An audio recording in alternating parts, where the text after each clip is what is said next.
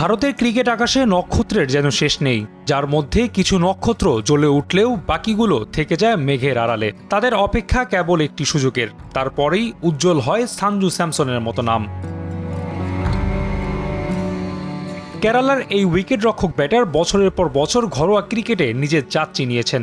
২০১৫ সালে টি-20 দিয়ে জাতীয় দলেও অভিষেক হয়, অথচ গত এক দশকে ম্যাচ পেয়েছেন কেবল ৬২টি।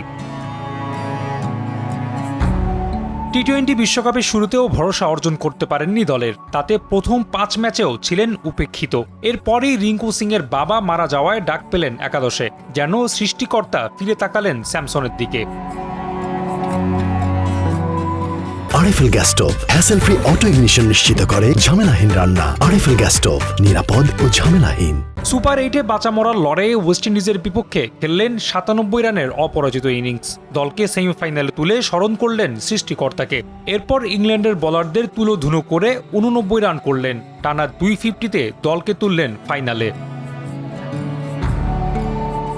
প্রশ্নটা এবার জোরালো হলো, শিরোপা নির্ধারণী ম্যাচেও কি হাসবে স্যামসনের ব্যাট?